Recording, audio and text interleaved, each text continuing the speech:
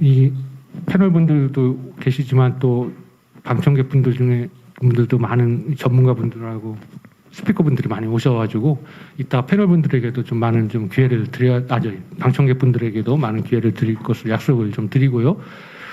요 관련돼서 지금 저희 세 분의 패널을 모셨는데 토론문도 뒤에 미리 어느 정도 작성을 해주셨기 때문에 그거 참고하시면 되시고요. 한 패널 한 분당 많으면 5분, 한 4분에서 5분 정도 이렇게 해서 한 15분 내로 일단 패널 토론을 다 끝내고 또 방청객과 질문 답변도 하면서 코멘트도 받는 그런 시간도 하고 또 발표자 얘기도 듣는 그런 식으로 진행을 하도록 하겠습니다. 예, 간단하게 말씀을 드렸고요. 그럼 이제부터 제 2부 패널 토론을 시작하도록 하겠습니다. 제 첫 번째로 토론해 주실 분은 한국식품정보신문 대표이사로 계시는 김현옥 대표님이세요. 관련돼서 박수를 맞아주시면 고맙겠습니다. 네, 안녕하세요. 방금 소개받은 푸드아이콘 매체를 운영하는 한국식품정보신문 김현옥입니다. 저는 40년 동안 식품유통 분야를 중심으로 언론 활동을 해왔는데요. GMO가 우리나라에 처음 도입됐을 때부터 그 환경시민단체와 식품업계 간의 논쟁을 쭉 지켜봐 왔습니다. 그 과정에서 주로 이제 산업계와 학계를 중심으로 취재를 하면서 충분히 학습되어 왔습니다. GMO는 안전하고 식량 자급률이 낮아서 수입에 의존할 수밖에 없는 우리나라로서는 값싸고 안정적으로 공급받을 수 있는 절대적으로 필요한 방안이라는 그런 것에 이제 공감하는 입장을 견지해 왔고 지금도 변함이 없습니다. 그것은 이제 GMO가 식량 안보에 기여하는 바나 그 가치가 매우 크기 때문인 큰 것이 사실이기 때문입니다. 다만 제가 최근에 그 슬로우푸드에 관심을 갖게 되면서 GM의 그 안전성 여부를 떠나서 생물 다양성과 지속 가능한 사유를 위해서는 그 non-GM을 보다 많이 생산하고 소비해야 된다는 그런 인식을 갖게 됐습니다. 그 최준호 소장님 아까 말씀하신 그러한 부분이 일면 그 맥이 같다고 말씀드릴 수 있고요. 그 가까운 지역에서 재배한 친환경이나 유기농, 그다음에 로컬푸드, 탄소 제로 등의 다양한 품종의 농산물을 생산하기 위해서는 그 오염된 환경과 토양을 회복시켜야만 가능하고 그것은 곧 지구를 건강하게 만드는 것이기 때문에 non-GMO 소비 운동은 그 의미와 가치가 매우 크다는 것이 저희 생각입니다. 2012년에 GMO 반대 운동에 앞장섰던 영국의 그 환경론자 마크 라이너스가 과학 서적과 문헌을 이렇게 탐독하면서 GMO의 안전성에 문제가 없고 인류의 식량 부족 문제를 해결할 수 있는 열쇠가 될 수 있다는 것을 알고서 GMO 전도사로 입장을 전향을 했거든요. 그와 마찬가지로 저도 이제 아는 만큼 보인다듯이 슬로푸드를 들여다 보니까 non-GM의 그 소비를 늘려야 한다는 그런 확신을 갖게 됐어요. 이제 지난달 식약처에서 이제 식약처 국정감사에서 이제 식약처장이 그 2024년까지 GMO 완전 표시제를 법제화하고 2026년부터 이제 단계적으로 품목별로 시행을 하겠다고 이제 약속을 했는데 과연 이제 그거 약속을 하면서 앞으로 이제 GMO가 화두로 올라서서 많은 이제 논란이 급물살을 탈 것으로 이제 예상이 되는데요. 이제 와중에 이제 사회적 합의가 필요하다. 충분한 논의가 이루어져야 하고 그 첨예한 대립을 해소하기 위한 그런 방안이 필요하다는 여지를 남겨놓았기 때문에 이제 과연 지금까지도 20년 넘게 이게 사회적 합의가 안 돼서 이제 표류돼 왔는데 이게 단순간 이게 해결이 될 것인가 그런 의구심이 없지는 않습니다.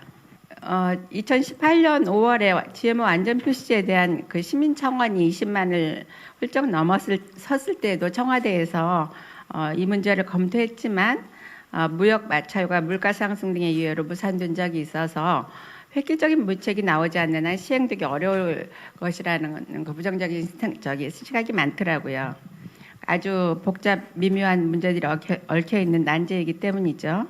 그래서 제 소견으로는 환경시민단체들은 GMO를 과학적으로 이해하려는 어떤 그 노력을 조금 더 기울였으면 좋겠고요.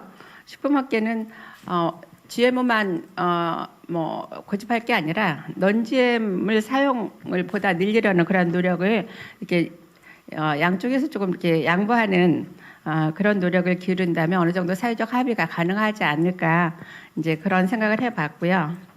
지난 9월에 제가 이탈리아 토리노에서 열린 슬로푸드 국제 행사 대회를 취재를 갔다 왔는데 거기서는 이제 공생농업과 사라질 위기에 처한 토종 종자들을 찾아서 생물 다양성을 보존하려는 움직임이 굉장히 이렇게 풀뿌리 운동처럼 그 빠르게 확산되는 것을 제가 확인을 했습니다. 그리고 이제 최근 그 미국 대두 재배 농가들도 해외 수출을 위한 그 non-GM 콩 재배 면적을 늘리고 있고 실제로 우리나라 식품 기업들과 계약 재배를 통해서 공급하고 있어서 업계의 노력 여하에 따라 이제 그 물량은 얼마든지 늘릴 수 있다고 저는 그렇게 생각을 하고 있고요. 네.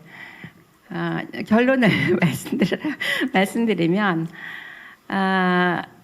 미국에서도 지금 GMO 표시제를 뭐 다크 표시제라고 하긴 하지만 시행하고 있는 것을 보면 이제 표시제는 대세를 거스를 수 없는 어떤 화두가 된 것이 분명합니다. 그래서 소비자들은 그 GMO 식품과 관련한 투명한 정보를 제공받고 선택할 권리가 있다는 것을 전제로 환경 시민단체와 식품업계가 한 발 다가서는 자세로 표시제를 위한 절충안 마련의 지혜를 보아야 할 것입니다. 그리고 이 과정에서 현재 우리 식품산업계가 처한 어려움을 외면할 경우에 국내 식량 수급에 큰 문제를 야기할 수 있으므로 정부는 국내의 식량 수급 상황과 자급도, 국제 환경과의 조화 및 시세, 사회적 정서, 국민의 이익과 산업을 보호하는 방향으로 충분히 검토돼야 할 것입니다. 장기적으로는 생명공학 분야인 GMO에 대한 내용을 중고등학생 교과과정에 넣어 정확하게 과학적으로 이해시키는 그런 교육이 필요함을 제안을 합니다. 이미 안전성 정보센터에서 학생들을 대상으로 GMO 교육을 실시한 결과 긍정적인 이해의 폭이 넓어지는 결과를 도출한 바 있습니다. 아는 것만큼 보이고 아는 것이 힘이다라는 말로 제 토론을 가름하고자 합니다. 감사합니다. 뭐 지난 40여 년간의 어떤 경험을 다 말씀을 해주셨네요. 장점, 단점을 하고 각 이해 당사자들끼리 공부를 더 많이 하고 하면서 서로의 이해의 폭을 넓힐 수 있다. 그리고 또 학생수부터의 교육도 중요하다. 뭐 이런 말씀을 해주셨습니다. 이어서 계속 또 GMO 분야에 계속 근무하고 계시는 국립농업과학원의 유태훈 과장님께 마이크를 넘기겠습니다. 부탁드리겠습니다. 안녕하십니까. 농촌진흥청 국립농업과학원에 근무하고 있는 유태훈입니다. 저는 제 직장 생활하는 동안 거의 그 생명공학 분야에서 일을 했고, 그리고 그 대부분을 처음에 초창기에는 개발하는 데 연구를 하다가 지금은 이제 안전성과 관련된 부분에서 연구를 하고 이제 또 관리하는 부분도 하고 있습니다. 사실은 오늘 이 발표의 패널을 이제 참여하라고 그래가지고 그 토론문을 나름대로 이제 빨리 내라고 그래서 잘 내가지고 막 써가지고 냈는데 이 자리에 나와서 이걸 그대로 읽으려고 그러니까 쪽팔리기도 하고요. 그래서 다만 말씀드릴 부분이 서론 약관과 결론 부분만 좀 말씀을 드리겠습니다. 사실은 지금만큼 식량 위기 내지는 식량 안보에 대한 부분이 문제화된, 그리고 모든 국민들이 어떤 위기감이라는 부분을 느꼈는데, 사실은 모든 국민이 느꼈다고는 못 봅니다. 제가 이 토론문에다가 일부 써놓은 내용이 있는데, 사실은 우리나라가, 그리고 우리 또 아버지 어머님 선대들이 너무 돈을 잘 벌어가지고 산업 기반이 좋기 때문에 우리나라는 위기감 못 느꼈습니다. 다만 방송에서 위기 하니까 위기라고 생각이 드는 부분도 있는데, 사실은 방송이 더 무서웠다는 생각은 드는데, 사실은 우리나라는 오늘 장민기 소장님이 말씀하셨던 그 전 세계적으로 어떤 위기감이 고조되고 있는 가운데에서도 위기감을 못 느꼈어요. 사실은 식량 작업률 20%대에 있는 우리나라가 결국은 우리가 먹을 8개를 수입을 이제 필요한 식량 8개를 10개 중에 8개를 수입해야 되는 나라가 우리나라인데도 위기감을 못 느끼고 있어요. 가격이 2배로 오르고 3배로 올랐는데도. 그런 면에서는 사실은 우리 아버지 어머니들 그런 분들께 정말로 감사드려야 된다는 생각은 드는데 이것이 언제까지 계속될 수 있느냐 하는 부분은 사실은 오늘 저는 이 발표를 보면서 그 박영 박사님이나 최준호 박사님께서 그 해결책으로 내세운 것 부분들 중에서 저는 아까 장민기 소장님의 사회 경제적인 분석을 통해서 나온 결국은 문제는 뭐냐면 생산은 많이 필요한 그러니까 인구가 들고 생산이 많이 필요하다는 논리에서 사실은 그 박영 박사님 자료에서도 나온 부분에서 결국은 수요가 많아지는 부분이고 수요는 또 인구나 산업과 연결되는 부분이라는 부분인데 어떻게 보면은 이 안전성이 문제가 아니라 그 어떤 그 개도국의 아니면 어떤 인구 증가의 폭을 줄여보는 부분으로 가는 게 사실은 궁극적인 해결책이 아닌가 하는 그런 생각은 조금은 생뚱맞게 들더라고요. 결국은 사람이 많을 먹을거리 때문에 모든 지금 위기감으로 고조된 부분들이 발생을 했다는 생각이 드는데 개도국에서는 왜 그렇게 우리나라처럼 이제 이 발전해가는 데 있어서는 드디어 이제 인구 절벽이 왔다고 말할 수 있을 정도로 가고 있는 반면에 개도국에서는 계속적인 인구 증가가 오는 부분이 있어서 우리나라는 어떻게 해야 될 것인가 하는 그런 부분들을 고민을 많이 했었습니다. 이와 이제 차지하고는 사실은 우리나라는 그 생산으로 먹고 사는 그러니까는 자국 내 기반을 중심으로 생산을 해서 먹고 사는 나라는 아니지 않습니까? 그러니까 저희 초등학교, 중학교 때 배웠던 가공무역을 해서 먹고 산다라는 게 우리나라인데 결국은 지금 이 생명공학 분야에서 필요한 부분은 이 기술 개발을 통해서 그리고 어떤 연구 개발과 투자를 통해서 그리고 말씀하셨던 어떤 최소한의 자립 기반과 그리고 또 수출 기반 마련을 위해서 어떤 그런 노력이 분명히 필요하다고 보고 그 반면에 이제 그 사실은 누구나 그 좋은 곳에서 잘 먹고 사는 좋은 환경에서 그 살고자 하는 그런 의욕을 가지고 있습니다. 그런 부분에서 환경도 보호해야 될 부분이 생겼다고 봅니다. 그래서 저는 이제 그 결론 부분만 좀 보고 읽겠습니다. 그 박희영 발표자께서 제시한 대로 우리나라로서는 인구 증가와 식량 수요에 대응하는 대농국들의 그 신품종 이용과 식량 정산에 따른 수입 농산물 확보가 현실적인 방안이면 부정할 수가 없습니다.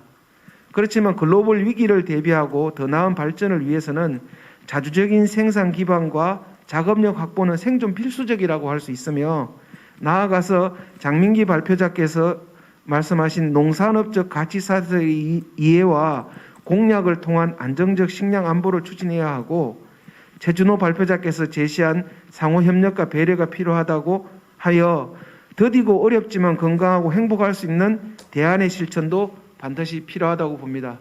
이상입니다. 저는 기독교 환경운동연대에서 일하는 임준영이라고 합니다.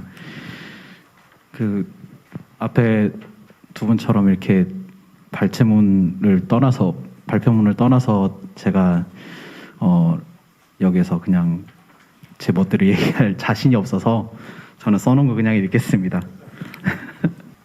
다양한 원인으로부터 비롯된 식량 위기 상황을 직면해서 이런 자리들이 좀 만들어주면 좋겠다라는 생각을 많이 했었습니다. 그리고 이렇게 이런 상황이 되어서 좀 좋다, 다행이다라는 생각도 하게 되었습니다. 해법에 대해서는 다양한 아이디어들이 토론되고 이제 논의되고 토론이 이루어져야만 더 나은 방식의 사회적 합의에 도달할 수 있을 거라고 생각합니다. 그런 의미에서 이제 세 분의 발제자의 발표 자료를 미리 좀 받아보고 공부하고 제 의견을 말할 수 있는 기회가 허락되어져서 너무 감사하다는 생각하고 있습니다. 이번 세미나가 주목하고 있는 식량 위기의 세 가지 원인이 사실상 우리 삶에 미치는 영향은 아마도 식량 가격 상승이라는 모양으로 나타날 겁니다. 물론 세 가지 중에서 기후 위기는 이제 생산량 자체 위기가 될 수 있겠고요. 나머지 두 가지는 유통 공급망이 끊긴 문제라고 볼 수 있을 것 같습니다.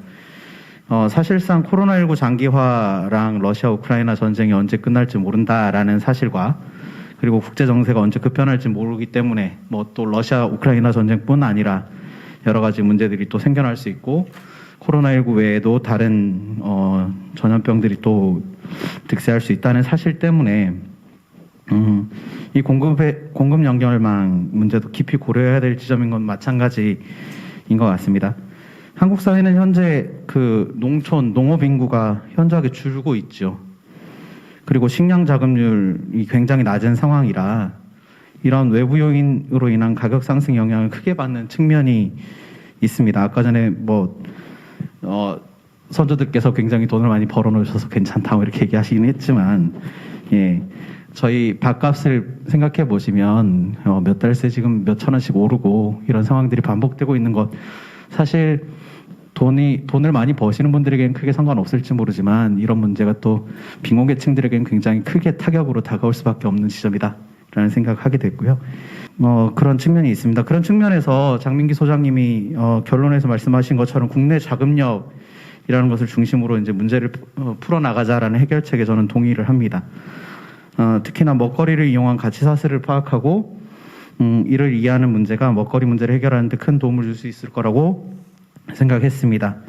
한정된 시간 때문에 다 지적을 못하신 것 같긴 한데 농업을 통해서 생계를 유지하거나 삶을 영위할 수 있는 상황이 되지 못하는 현재 상황의 문제, 결국에 농업이라는 건 사람이 하는 것이고 그렇게 농업을 하는 인구가 있어야 경작할 토지가 의미가 있어지고 경작 자체가 의미 있어진다라는 부분을 좀 고민해 봤으면 좋겠다. 그렇기 때문에 농업인구 감소와 직접 연관이 있는 한국 사회 구조적인 부분이 조금 더 이 문제에 있어서 논의되어져야 될 부분이 아닌가. 식량위기라고 단순히 얘기하지만 사실 외국에서 재배되는 것들을 사들어와서 그걸 가지고 식량의 단순한 이 가격만 맞춘다고 이게 해결되는 문제인가 라는 질문이 좀 들었고요.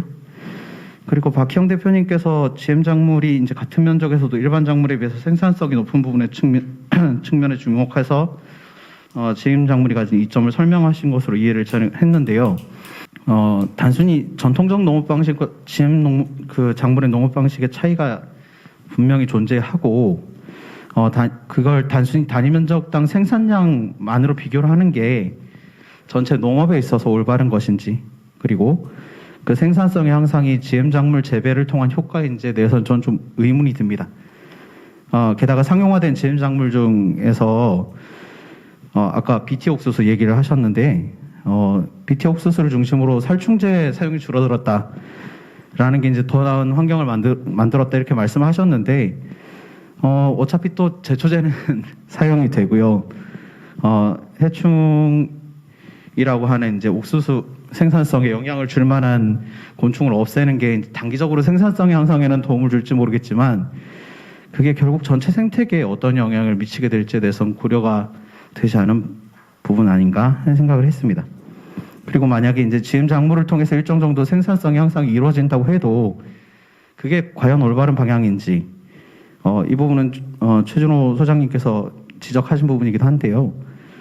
그런 부분들을 좀 고민해 봐야겠다라는 생각을 했습니다. GM 작물의 유해성과 같은 과학적 논쟁들은 차치하고서라도 거대 종자기업들의 씨앗을 구매해서 매년 농사를 짓는 농부님들이 이 종잣값과 제초제 값을 지불해야 되는 이 종속적인 구조로 들어가는 문제 등은 이 발표문에서 찾기가 좀 어렵다. 그런 구조 속에서는 기후위기나 코로나19 장기화 전쟁 등으로 인한 가격 상승이 종자가격 상승으로 이어지지 말라는 법도 없는 상황이기 때문에 이 GMO가 해법이다라는 말은 저는 좀 납득하기 어렵다라고 생각하고 있습니다. 최준호 소장님께서 발표하신 내용은 전반적으로 동의하는 바입니다.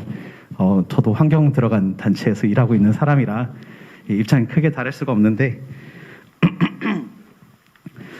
다만 좀 이 부분이 이해관계자들, 이해 당사자들이나 정책 결정권자들이 이런 방향에 납득하고 받아들여야 된다. 라는 어려움이 있을 것 같습니다. 시민들의 힘만으로는 아시다시피 지금 소비자들의 주권이라고 할 수 있는 GMO 완전 표시제도 달성하지 못한 상황이라 이런 이면에는 이해 당사자들의 힘이 존재하고 어떻게 그런 힘들을 넘어서서 생물 다양성을 보존하고 농업의 활력을 되찾을 수 있을지를 고민해 봐야 될 것 같습니다. 전통적인 농업은 자신들이 살고 있는 지역의 생태 환경과 어우러져서 오랜 기간 축적된 지혜를 바탕으로 먹거리를 생산하는 방식이라고 이해하고 있습니다. 어쩌면 가장 생태적인 방식이라고 할 수 있습니다. 기후위기 해결에서도 공학자들은 수많은 공학적 방식들을 제안하지만 자연 스스로가 해결 주체로 나서도록 돕는 자연 기반 해결 방식에 비해서는 효과도 적고 상용화했을 때 발생할 문제들에 대한 지적들도 적지 않습니다.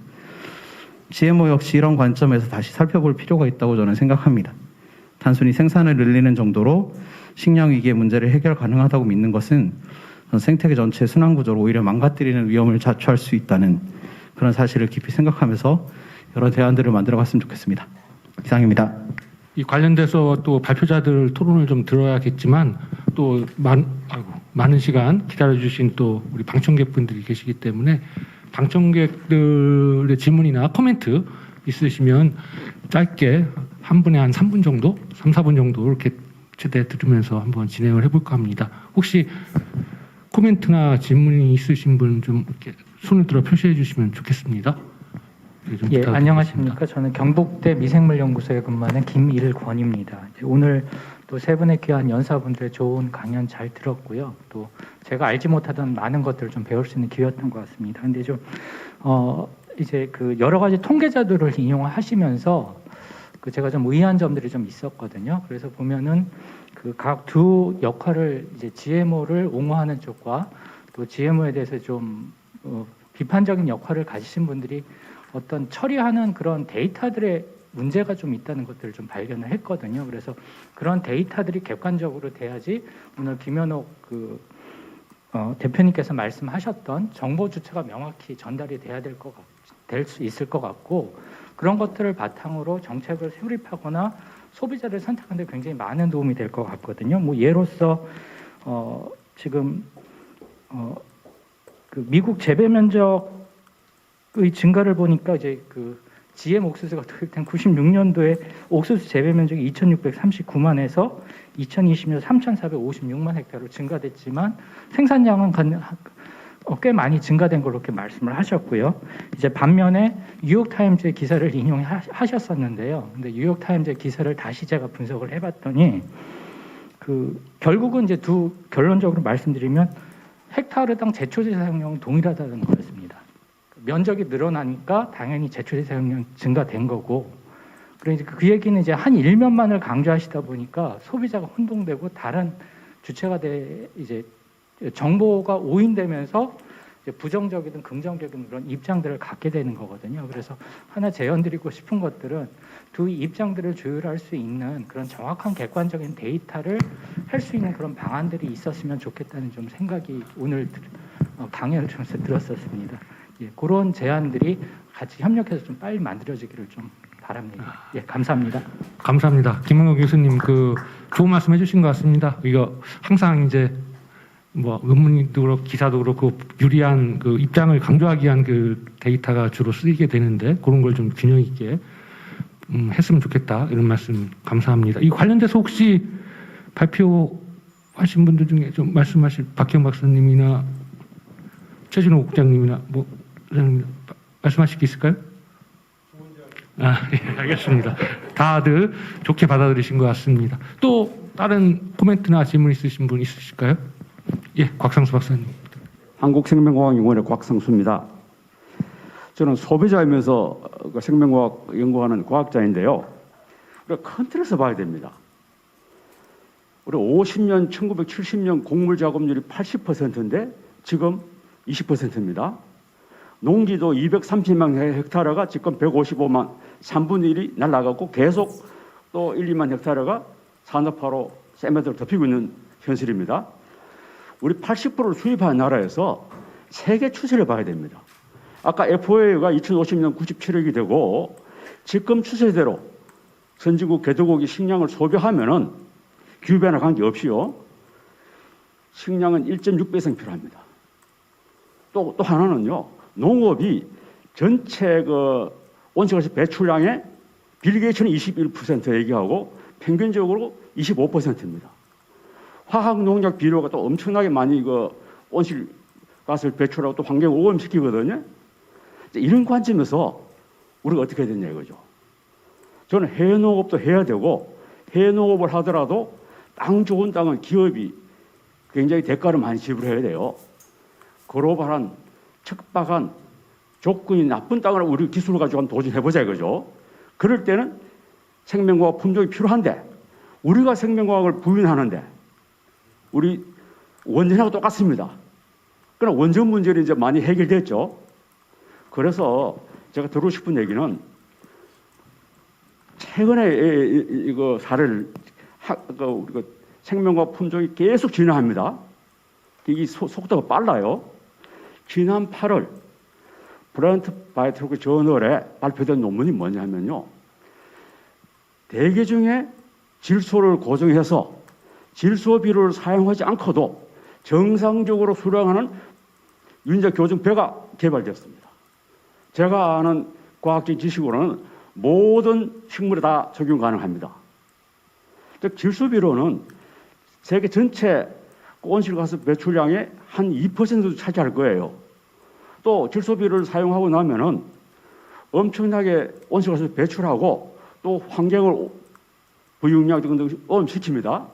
이런 맥락에서 GMO가 됐던 유인자 교정 작물이 됐던 이거는 지금 와서 논의를 따진다는 게요. 우리 과학기술계에 엄청난 지금 환경과 인체 위해성을 하잖아요. 그래서 그거를 하면은 우리에게도 필요하고 또 회에 종자 하나가 세상을 바꿀 수 있는 그런 시기가 올 수 있잖아요. 그런 좀 큰 틀에서 봤으면 좋겠다는 생각입니다. 그래서 제가 드리고 싶은 얘기는 말씀하신 그 발제자들이나 토론자 말씀을 대부분 제가 동의를 하면서 좀 내가 속해 있는 단체가 아니고 좀 큰 틀에서 정말 국가 생존 차원에서 대한민국이 바뀌지 않으면요. 대한민국은 개도국가 선진국이 막 됐잖아요. 우리가 어떻게 하냐에 따라 가지고 달라집니다. 온실가스 인당 배출량은 세계 4위입니다. 음식 낭비는 아마 세계 한 4위쯤 될 거예요. 하여튼 제가 드리고 싶은 얘기는 굉장히 좋으신 말씀이고 뭔가 이런 행사가 진짜 건설적으로 어떤 전 큰 틀에서 우리가 어떻게 해야 될 것인가에 대한 제 생각을 얘기했을 뿐입니다. 예, 감사합니다. 척박한 환경이라든가 기후변화, 온실가스 이런 문제 대응을 위한 또 어떤 생명과학 기술의 적용 이런 것이 필요하다는 주장을 좀 해주셨습니다. 이 관련돼서 또 토론자나 발표자 중에 멘트가 하실 분이 계실까요? 일단 없으시면 또 한번 또 코멘트나 지금 예. 이철호 이사장님 부탁드리겠습니다. 예, 저 고려대학교 이철호 교수고요. 저는 한국식량안보연구재단을 설립해서 운영하고 있습니다. 안전선센터가 오늘 이 모임을 한 건 상당히 의미가 크다고 생각해요. GMO에 대한 이 찬성론자와 반대론자를 이렇게 서로 한 자리에 모여서 이해를 돕게 하는 건 대단히 필요하고 좋은 시도라고 생각합니다. 앞으로 이런 게 좀 더 자주 일어나야 될 것 같고요. 아까 경북대학에서 말씀하신 이 발표하는 자료의 편향성 또 서로 맞지 않는 발표를 한다고 그런 말씀하셨는데 물론 그런 거 교정이 돼야 되겠죠. 근데 저는 그보다도 너무나 가짜 뉴스들이 많다. GMO에 대해서 너무나 괴담 수준의 가짜 뉴스들이 우리 사회를 너무 혼란스럽게 만들어 왔다. 그게 안전센터에서도 그런 걸 좀 관심을 가져야 될 거예요. 제가 얼마 전에 유전자 룰렛이라는 영화 다큐를 봤는데 어떻게 보셨습니까, 김기철 선생님? 어떻게 생각하세요? 너무 쇼킹하고 과학계에서 완전히 잘못된 결과라고 얘기한 내용들이 전부 그대로 괴담 수준으로 보는 사람이 아주 그냥 쇼크를 받게. 그 영화를 보면 내가 정말 길거리에 나가서 GMO 반대 운동을 하지 않는 게 부끄러울 정도로 그렇게 아주 엄청난 거짓말을 하고 있는 거예요. 그런 것이 우리 사회에 막 돌아다니는 거를 그냥 방치하고 있다는 것도 나는 우리가 뭔가 할 일을 하지 않고 있다 그런 생각을 합니다. 그래서 이렇게 잘못된 정보들, 가짜 뉴스들, 괴담 이런 것들을 우리가 학계에서 그거를 이야기할 수 있는 것은 과학계입니다. 과학계에서 적극적으로 이것에 대한 잘못을 얘기해 나가지 않으면 우리 사회 이 문제를 고칠 수가 없어요. 지금 오늘 발표한 내용들을 보면 우리나라가 어떻게 보면 제일 GMO에 대해서 지금 후진적인 나라거든요. GMO 사용 이 선진국들에 의하고 우리하고 비교해 보면은 GMO를 전혀 재배할 수 없는 나라가 한국이네요. 그런 걸 보면 이런 잘못된 정보의 흐름이 우리 사회를 굉장히 병들게 하고 있고 이 과학을 과학되게 발전시키지 못하게 하고 있는 겁니다. 이런 거를 과학계에서 좀 더 심각하게 생각할 필요가 있고 굉장히 우리가 좀 각성을 해야 될 일이다 그런 생각을 합니다. 또 한 가지 제가 첨가하고 싶은 것은 지금 이 반대하는 사람들이 완전 표시제를 최종의 목표로 가고 있고 정부도 어쩔 수 없이 끌려가고 있는데 완전 표시제를 했을 때 나타나는 여러 가지 사회적인 문제를 정말 제대로 평가를 했느냐, 우리 사회가 완전 표시제를 하고 견뎌낼 수 있느냐, 이거를 좀 심각하게 생각을 해야 됩니다. 이게 쉽게 완전 표시제 유럽 예를 들어가지고 왜곡을 해서 지금 얘기하고 있는데 우리가 지금 얘기하는 완전 표시제는 아무런 대책이 없는 국가적인 재앙을 가져올 수 있는 제도입니다. 이런 거를 과학계에서 정확하게 판단해가지고 국민들을 설득하고 정부를 이해시키고 국회를 이해시킬 필요가 있어요. 이런 걸 하지 않고 나는 과학자다, 나는 생명과학 전문가다 이런 얘기하는 거는 저는 부끄러운 일이라고 생각합니다. 이상입니다. 예, 감사합니다. 말씀하신 여러 크게 봤을 때 가짜 정보, 가짜 뉴스 문제, 또 완전 표시제 문제를 말씀하셨고 지금 과학계를 말씀하셨는데 여기는 또 과학계뿐만 아니라 또 사회나 전반적으로 다 모여 계시니까요. 그런 면이 있고, 예. 토론이니까 의견을 좀 말씀을 좀 드리고 싶었는데요. 아까 조금 전에 GMO 우리나라 후진국이라고 말씀하셨는데 그렇게 생각하시는 분들도 계시지만 반면에 많은 또 시민들은 그래도 우리나라는 다행히 GMO 청정국이다 이렇게 보고 있는 분들도 계시다라는 것을 이해해 주셨으면 좋겠어요. 그게 잘못된 인식이다라고 판단하시는 것은 각자의 양심에 따라서 각자의 이해에 따라서 다르시겠지만 다르게 생각하고 있는 분들도 분명히 있다는 걸 기억해 주시면 좋겠고요. 그런 분들이 우려하는 것, 특히 아까 GMO 룰렛을 예를 드셨는데 그 다큐멘터리의 원저자 책이 2008년도에 나왔습니다. 그리고 그 원저 2008년도 책을 제가 그 생물다양성 협약 본에서 있는 회의에서 그 저자와 함께 미팅들을 가졌는데요. 생각보다 그 책의 내용들에 대해서 당시에 모여있었던 시민사회, 국제 시민사회들은 그렇게 신뢰하지는 않았었습니다. 그러니까 그만큼 나름 시민사회들도 자정적인 능력을 갖고 그런 것들 비판적인 사고로 보고 있다는 부분도 좀 기억해 주시면 좋겠다. 마지막으로 아까 이제 과학적인 부분들을 검증하고 교육하고 과학적으로 이해했으면 좋겠다고 하지만 지금 여기 계신 선생님들 모두 어떤 분들이든 미국이나 유럽에 가시면 실내에서 마스크 벗고 계실 거죠. 왜냐하면 거기는 의무가 아니잖아요. 근데 국내에서는 다 쓰고 계십니다. 과학적인가요? 한국 사람들은 한국 실내는 조금 더 GMO가 전파가 잘 되나요? 그런 건 아니잖아요. 그러니까 과학이라는 부분들에 대해서도 이것은 과학적이야 라고만 얘기하시는 게 생각보다는 시민들에게 설득이 잘 안 될 수도 있다는 부분만 좀 기억해 주시면 좋겠습니다. 말씀하신 내용들 잘 들었고요. 가짜뉴스라고 하시니 저는 유전자 룰렛 그 영화를 보지를 않아서 어떤 내용이 있는지 잘 모르겠고 보지 않았음에도 불구하고 이런 부분에 대해서 찬성할 수 없다라고 생각을 하는 입장이라 예.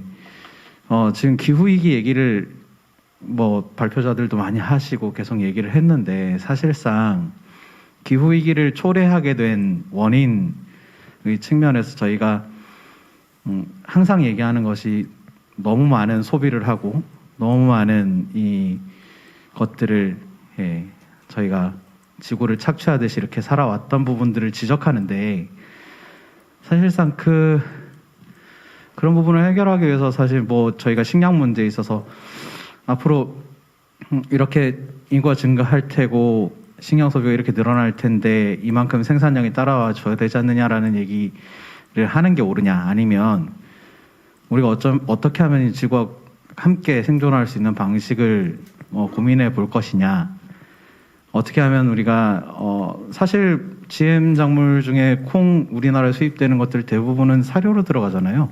옥수수도 마찬가지고요. 사실 고기 소비가 늘어났기 때문에 육류 소비가 늘어났기 때문에 그런 부분들이 증가한 것인데 그런 부분들을 어떻게 줄여가면서 우리가 함께 살아갈 수 있는 방안들을 고민할 것이냐의 문제를 생각해야 되는 게 아닌가?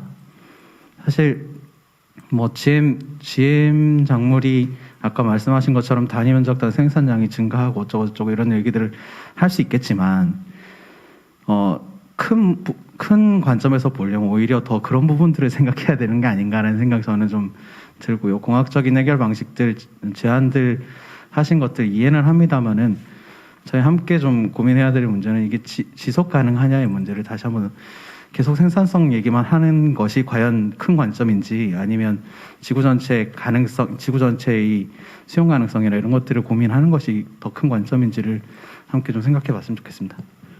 저도 한마디 해야 될 타임인 것 같아서 이게 어다르고 아다르다 그러는데요. 제가 GMO 많이 해결이라고 한 적은 없고요.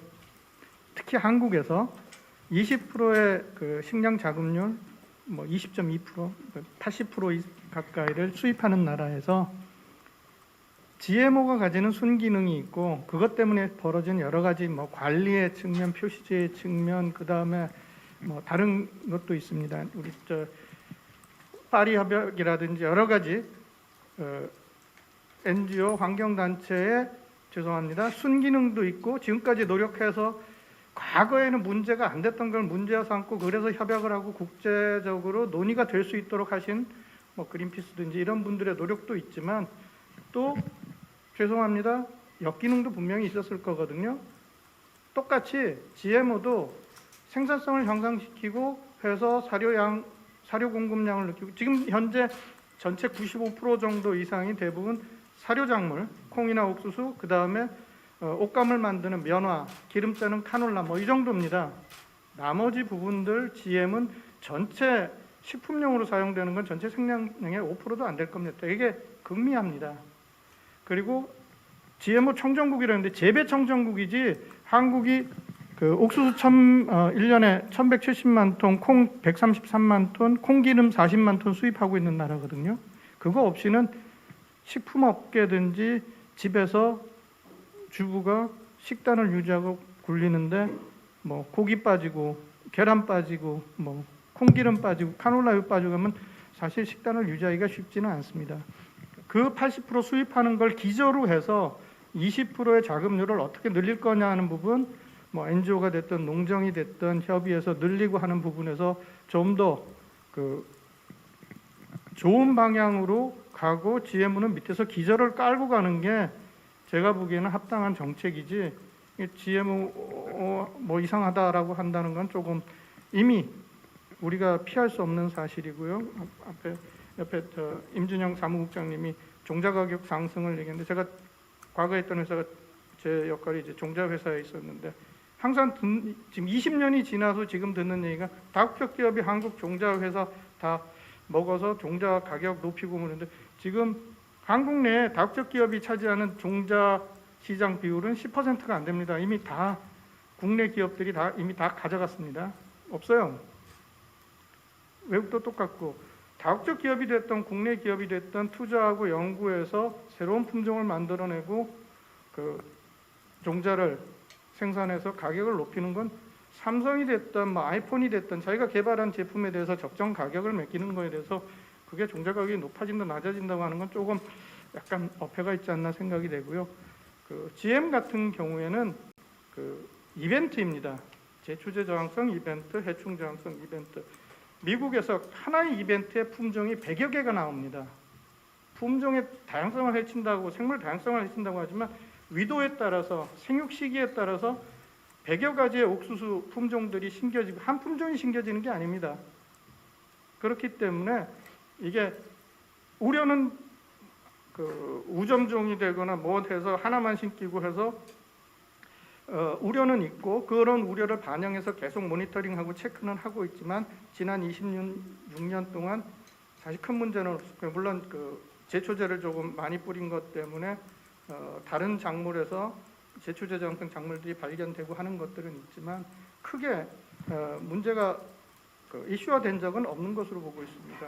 미국, 브라질, 아르헨티나 그 외에 그 개발도상국이나 이쪽에서 GM을 지금 심고 있는 나라는 되게 적습니다. 지금 서서히 증가하고 있는 추세죠. 근데 전 세계적으로 봤을 때 GM이 2020년, 21년 올해 그 재배 면적이 거의 이제 정점에 달해서 더 이상 늘지 않고 있습니다. 거의 스테디 스테이트고요. 그 다음에 이제 밀이라든지 골든라이스라든지 다른 이제 GM 작물이 나오면 이제 새로운 마켓 밸류가 늘 것이라고 보지만은 현재는 거의 뭐 정점에 달해서 전 세계적으로 종자 가격으로 봤을 때 재배 면적이 한 18%, 뭐 맥시멈 20% 내외에서 쭉 GM은 갈 거라고 보고 있고요. 이제 새로운 GM이 허가가 되고 뭐 팔리면은 좀 늘겠지만은, 그러니까 저희가 특히 오늘 주제가 식량 위기를 어떻게 극복할 거냐, GM이 그 중에 역할이 뭐냐, 하나의 방법으로서 GM을 끌고 가면서 기저에서 우리가 필요한 것들을 채우고 지금 20%를 30%가 되게 하든 40%가 되긴 쉽지는 않아 보이는데 그런 부분에서 GM이 밑바탕이 돼서 이제 간다는 얘기지 그거를 뭐 GM만이라고는 저는 얘기하고 싶지 않습니다. 예. 지금 뭐 들어보시면 알겠지만 오늘 저희가 뭐 세미나도 많이 해봤지만 대부분 이제 안전 문제 갖고 많이 얘기를 했었었는데 오늘 같이 식량 관련돼서 과연 GMO가 대안이 될 수 있는가, 또 가격의 문제, 또 생물 다양성 문제, 또 표시의 문제까지 좀 다양한 측면에서 지금 오늘 논의가 되고 있다는 거에 대해서 좀 좋은 자리였다고 생각을 하고요. 또 관련돼서 멘트 또 우리 장민기 소장님, 예. 그 발제자까지 다들 한 말씀 하고 계셔서 저도 지금 말씀을 드릴 것 같습니다. 특히 우리 임준영 선생님께서 그 농업의 활력이라는 말을 짚어주셨어요. 그러니까 제가 깊게 말씀 못 드린 부분을 또 하나 말씀을 해주셔서 굉장히 고맙게 생각을 합니다. 그러니까 사실 GM 문제를 농업 분야에서는 특별히 이슈를 삼고 있는 것 같지 않습니다. 그러니까 어차피 재배가 안 되는 거기 때문에 우리 산업의 영역으로 보지를 않는 것 같고요. 다만 이제 뭐 이렇게 의견들은 계속 묻죠. 뭐 이런 종자가 있다면 써보겠느냐, 뭐 이런 식의 이제 설문도 이제 뭐 하기도 하고 하는 걸 봤습니다. 그러니까 나름 그 관심은 있지만 구체적인 지금 현실로 안 와닿아 있는 거죠. 오히려 이제 소비 입장에서 이런 GM 문제를 훨씬 더 민감하게 생각하시고 또 그 다음 단계 뭐 어떤 안전 또 표시 또 이런 기술에 대한 과학에 대한 그 근본적인 논의까지 가고 있는 것 같습니다. 근데 이제 조금 더 이제 미래를 좀 생각해 보면 사실 기후 변화 때문에 이제 그 농업도 많이 변동이 있거든요.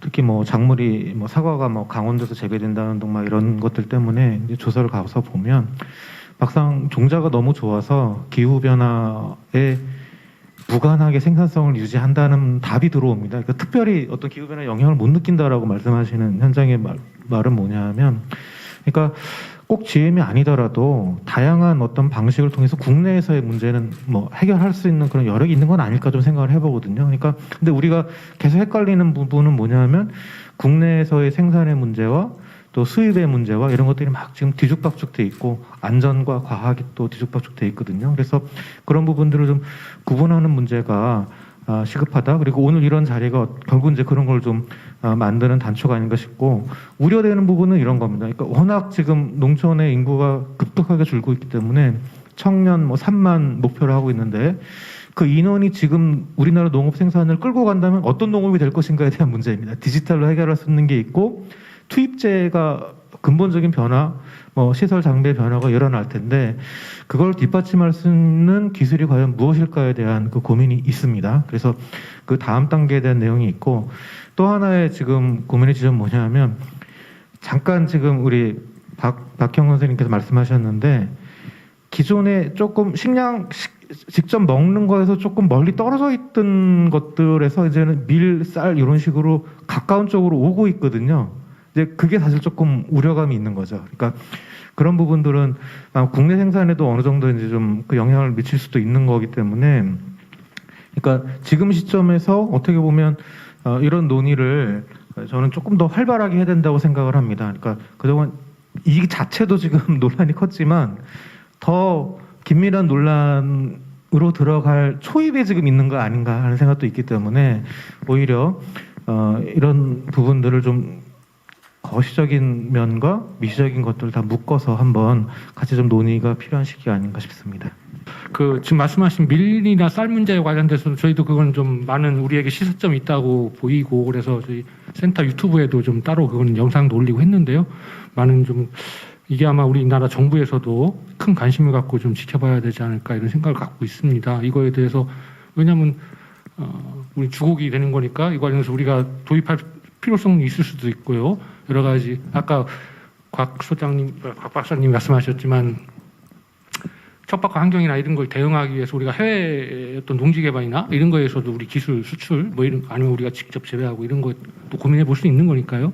다양한 측면에 고민이 필요할 것 같습니다. 또 이제 지금 방청객 중에 코멘트나 질문 있으면 좀 받도록 그렇게 하겠습니다. 안녕하십니까. 저는 KBCH 그 기자단으로 활동하고 있는 이진혁이라고 하고요. 제가 이제 2기 기자단다고 이제 현재 명예기자단 9기 기자단 하고 있습니다. 근데 항상 대두됐던 게 이제 안전성 문제인 것과 동시에 이 과학적인 문제나 안전성 문제 그것과는 별개로 해가지고 최근 토론대에 관심 있으면은 보신 분들 좀 있을 것 같거든요. 그러면은 고등학생들이 이야기한 수준이 굉장합니다. 사실 저도 많이 놀랐고 저도 이 연구업계 이제 개발 쪽에 있는 의약품 관련돼서 있는 입장에서 굳이 과학적인 입장 말고 식량 배급의 문제에 있어서 좀 전문가분들의 의견이 좀 많이 궁금하거든요. 사실 과학적으로만 이걸 해결하기보다는 배급 문제에 있어서도 충분히 해결할 수 있는 실마리가 있을 거라고 저는 생각을 합니다. 그래서 혹시 이 부분에 대해서 좀 오늘 토론하면서 많은 이야기가 없어서 좀 아쉬운데 해주실 분이 있으면 좀 좋을 것 같거든요. 좀 그 부분 좀 충족 좀 시켜주시면 좋을 것 같습니다. 예. 이철호 이사장님이 직접 식량안보재단에 계시니까 답변을 해주실 수 있습니다. 이게 이제 과학적인 차원에서 만약에 GMO가 안전하다. 또 사실은 지금 세계적으로 GMO는 안전한 것으로 안전성에 대한 논의는 거의 지금 되지 않고 있거든요. 우리가 이미 우리가 먹는 음식의 대부분이 GMO가 들어간 음식입니다. 여러분들 생각해 보세요. 우리 음식에 간장 안 들어가는데 음식이 얼마나 있느냐. 또 과자 중에 옥수수 사용하지 않는 과자가 얼마나 있느냐. 또 기름을 사용하지 않는 음식이 얼마나 있느냐. 이걸 따져보면 또 전분당이죠. 과자에 들어가는 거는 옥수수 전분에서 이제 당화시킨 건데 이게 다 GMO거든요. 그러면 우리가 지금 먹고 있는 음식에 GMO를 표시하라 그러면 8, 90%를 다 표시해야 돼요. 제가 아까 완전 표시제 할 수 없다는 얘기는 뭐냐면 지금 얘기하는 식으로 완전 표시제를 하면 우리가 슈퍼에서 보는 식품의 거의 대부분이 GMO 표시됩니다. 그러면 아마 2008년도에 우리가 광우병 대란이 일어났는데 그거는 유도 아닐 정도의 식량 대란이 일어납니다. 국민들이 GMO는 전부 나쁘다고 생각하는데 슈퍼에 나와 있는 거는 전부 GMO 표시되면 뭘 먹을 거냐. 큰일 나는 겁니다. 박근혜 정부도 문재인 정부도 그래서 이거를 표시 못하는 겁니다. 그러니까 이런 거를 생각하지 않고 그냥 감상적으로 얘기하는 거는 너무 무책임한 얘기죠. 지금 얘기하는 공급의 문제 이런 것도 왜 GMO를 우리가 먹을 수밖에 없느냐. 세계에서 유통되는 곡물의 80%가 GMO인데 우리만 안 먹겠다 그러면 식량을 어디서 공급받을 것이냐. 이런 거를 생각을 해야 돼요. 이게 그 간단한 문제가 아닙니다. 감상적으로 얘기할 사안이 아니라는 얘기예요. 예, 이사장님, 네, 감사합니다. 지금 혹시 또 기자들 질문하신 내용이 좀 약간 식량 배분, 공급 뭐 관련돼서 좀 질문을 하셨는데요. 이 관련돼서 혹시 패널분들 중에 발표자분 중에 말씀하실 분이 계실까요? 지금 질문하신 취지가 혹시 GMO가 아니더라도 전반적으로 식량의 어떤 소비 배분을 통해서 충분히 이걸 좀 해결할 수 있느냐의 문제를 지금 제기하신 거죠? 네, 맞습니다. 이거 관련돼서. 그러니까 GMO가 없어도 예를 들어서 충분히 그렇게 생산성을 꼭 높이지 않더라도 기존 작물로도 충분히 식량으로서 충분히 배부할 수 있는데 남아도는 데가 있고 쉽게 얘기해서 모자라는 데가 있다. 그 문제에 대해서 아마 예. 불가능하다는 얘기예요. 그걸 한번 말씀해 주시죠. 그러니까 지금 방금 말씀드린 게 만약에 우리가 GMO를 안 먹겠다 그러면 당장 2천만 톤 수입하는 곡물의 70~80%가 GMO인데 그거를 안 들여오겠다 그러면 뭘로 식량을 공급하겠냐는 얘기입니다. 그렇기 때문에 GMO의 이런 가짜뉴스 이런 거는 국가를 굉장히 위태롭게 하는 행위라는 거죠. 저 같은 경우 뭐 농업경제학과 사회과학을 하는 사람이다 보니까, 그러니까 100%라고 하는 거를 믿지를 않거든요. 그러니까 100%는 아니다. 결국 뭐 일정한 비중 또 어떤 사회의 어떤 다양한 수요 그런 것들을 어떻게 충족하고 또 그 안에서 원하는 충분한 또 안정적인 또 안전한 먹거리를 수요할 수 있는가의 여부로도 사실 생각을 합니다. 그래서 지금 교수님 말씀하신 것처럼 뭐 GMO를 수입을 안 해서 아예 먹지 말자 뭐 이런 의미는 아니라고 생각하고요.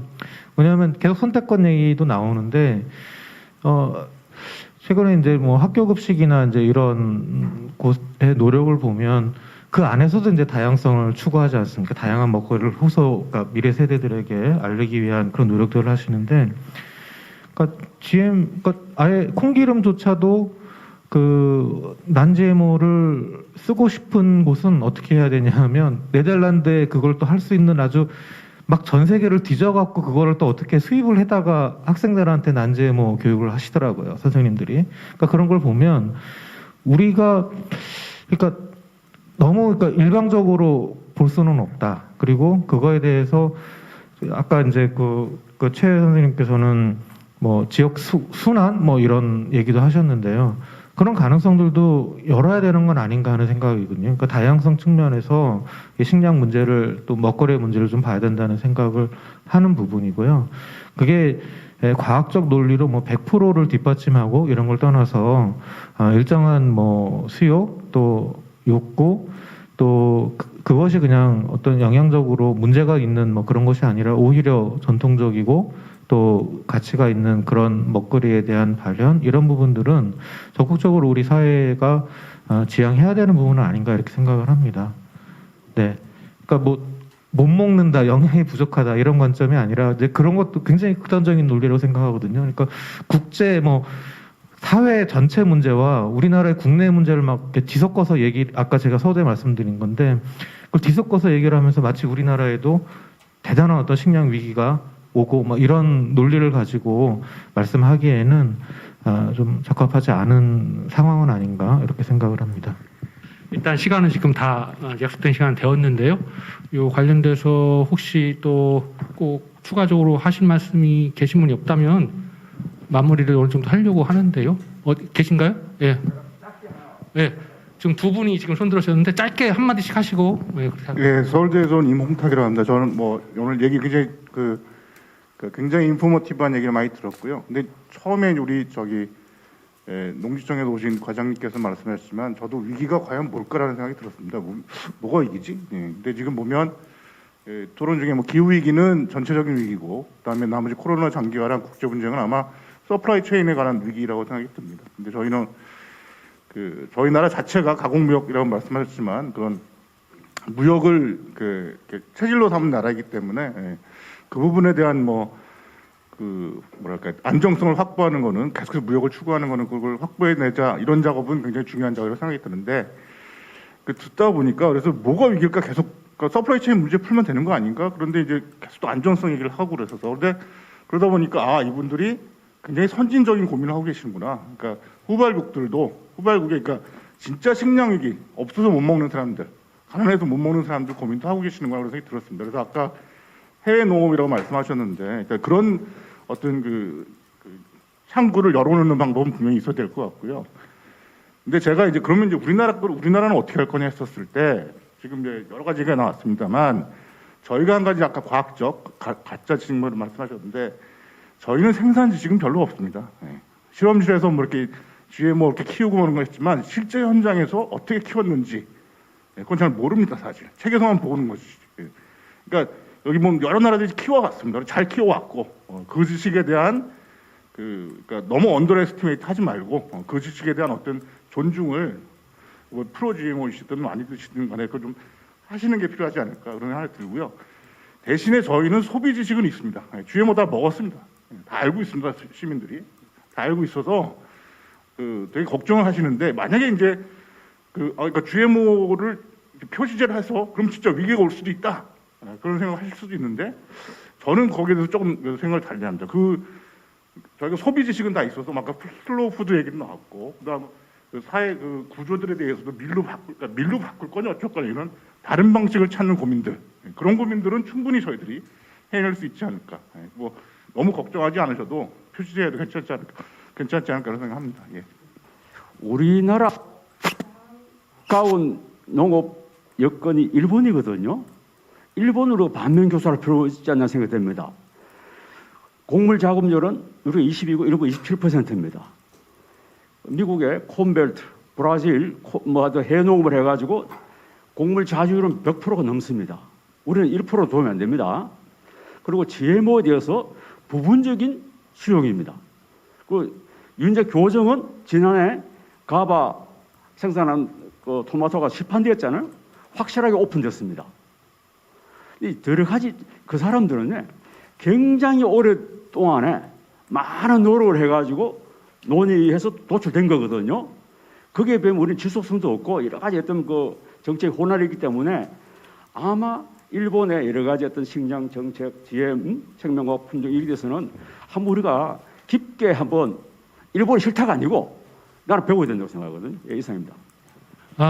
오늘 열띤 코멘트 토론 있었고요. 또 발표해 주신 분, 또 패널 토론을 해 주신 분 감사드리고, 마지막으로 제가 이 세미나를 하면서 가장 나이 어린 학생이 하나 참석을 했어요. 저 뒤에 계신 분인데 학교 수업도 빠지고 그래서 한번 꼭 이 내용을 듣고 싶다고 해서 왔는데 어떻게 만족스러운지 모르겠습니다. 잠깐 소개 한번 해주세요.